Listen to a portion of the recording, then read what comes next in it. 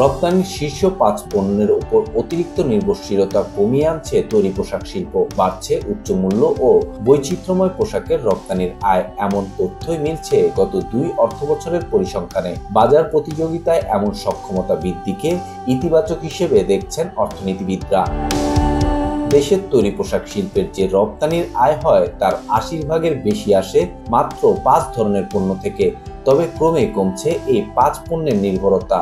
পরিসংখ্যান বলছে 2021-22 অর্থবছর তৈরি পোশাক শিল্পের 4,261 কোটি 32 লাখ ডলার রপ্তানি আয়ের মধ্যে 82.4% এসেছে trouser, t shirt and knitted t shirt, sweater, shirt and blouse ও আন্ডারওয়্যার, এই 5 ক্যাটাগরির পোশাক থেকে। পরের 2 অর্থবছরেই একটু একটু করে কমছে এই 5 পণ্যের রপ্তানির আয়ের হিস্সা। কারণ হিসেবে উদ্যোক্তারা বলছেন বৈচিত্র্যময় পোশাকের রপ্তানির আয় বাড়ছে।